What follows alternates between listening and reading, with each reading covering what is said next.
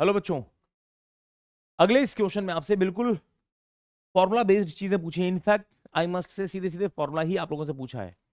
क्या कह रहे हैं कि कोई एक कैम एंड फॉलोवर है, where follower is rising by h as the cam rotates by delta radian, यानी कि आउट स्ट्रोक एंगल आपको दे रखा है और ये स्ट्रोक की वैल्यू इन्होंने एच देने की कोशिश करी है। जब आपका कैम डेल्टा एंगल घूम जाएगा तो आपका जो फॉलोवर है वो एच ये राइज कर लेगा, and this follower is rotating at this cam is rotating at constant angular velocity omega radian per second.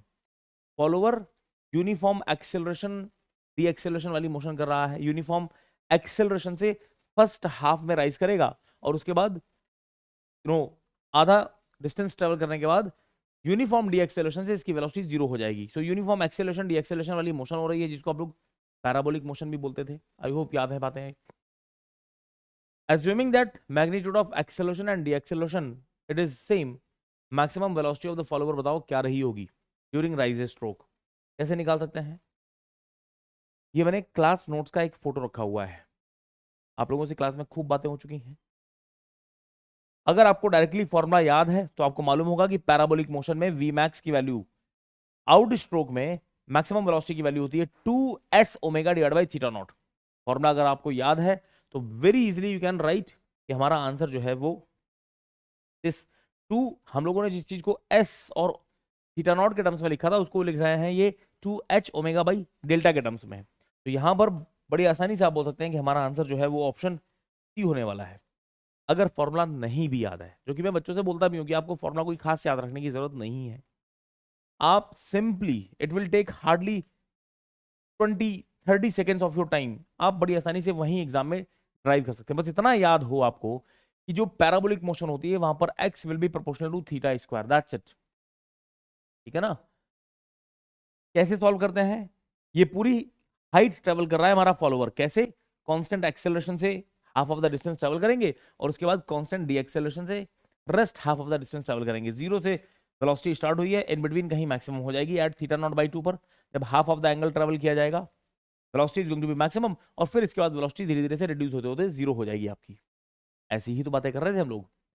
x is proportional to theta square, proportionality का साइन हटेगा सम कांस्टेंट, और हमको कुछ वैल्यूज पता है कि जिस समय थीटा नॉट बाई 2 हो जा रहा है, हमारी डिस्टेंस s बाई 2 ट्रेवल हो रही है। From here you will get c का वैल्यू कितना आ रहा है, और c की ये वैल्यू जब आप उठा करके यहाँ रखते हैं तो आपके पास एक एक्सप्रेशन मिल जाता है x का। जब आपको x पता है तो dx by D theta by D T, इस तरीके से आप वेलोसिटी का एक्सप्रेशन निकाल सकते हो। फिर आप एक्सेलरेशन निकाल सकते हो, जर्ग निकाल सकते हो, जो पूछे वो निकाल सकते हो आप। वेलोसिटी का एक्सप्रेशन तुम्हारे सामने आ गया।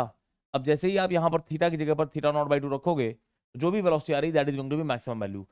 इतने काम को करने में अगर आपने अच्छी तरीके से चीजें पढ़ी हैं, प्रैक्टिस करी हैं, तो ये काम करने में आपको लगभग 30 सेकंड लगेंगे, इससे ज्यादा नहीं। बात समझ में आ रही है? तो very easily you can write that this is going to be your answer बेटा। ठीक है ना? Option C is your correct answer. Thank you बच्चों।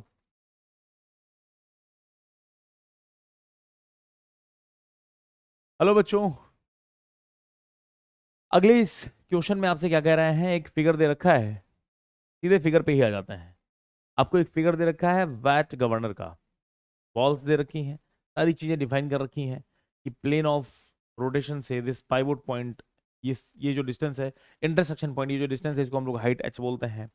किसी एक पर्टिकुलर ओमेगा पर जब आप रोटेट कर रहे हैं, what they are talking, Watt governor दे रखा है, and they are saying the vertical distance between horizontal plane, the vertical distance between horizontal plane of rotation of the balls and the pivot point is denoted by h. The value of h is 400 mm at certain angular speed omega.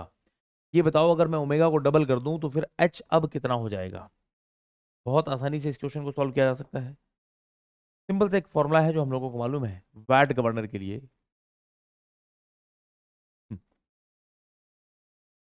Can I write for Watt governor जो equation है h is equal to g by omega square, ऐसे तो लिखते हैं हम लोग।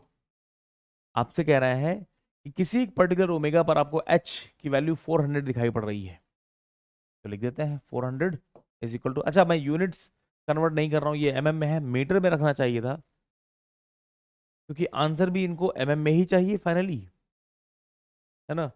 और compare करेंगे तो वो चीजें कैंसिल हो जाएंगी। तो this 400 is equal to g divide by omega square. किसी एक पर्टिकुलर ओमेगा पर हमको एच की वैल्यू 400 mm दिखाई पड़ रही है। जब मैं ओमेगा को डबल कर रहा हूँ, ओमेगा को जब आप डबल कर रहे हैं तो अब नया हाइट कितना होगा, एच डैश पूछ रहे हैं, तो मैं आपने जी डिवाइड बाई ओमेगा को आपने कर दिया है twice of omega square. Can I write, ये कितना हो जाएगा, this will be g by 4 times omega square. क्या हम जी बाई ओमेगा स्क्वायर को 400 लिख सकते हैं, 400 डिवाइड बाई 4, ये वैल्यू कितनी आ रही है, this is coming out to be 100 mm। That is going to be your answer बेटा, this becomes your answer. 100 mm कौन सा ऑप्शन, ऑप्शन बी बॉम्बे सही दिखाई पड़ रहा है आपको। दैट्स ऑल, सिंपल सी बात। थैंक यू बेटा।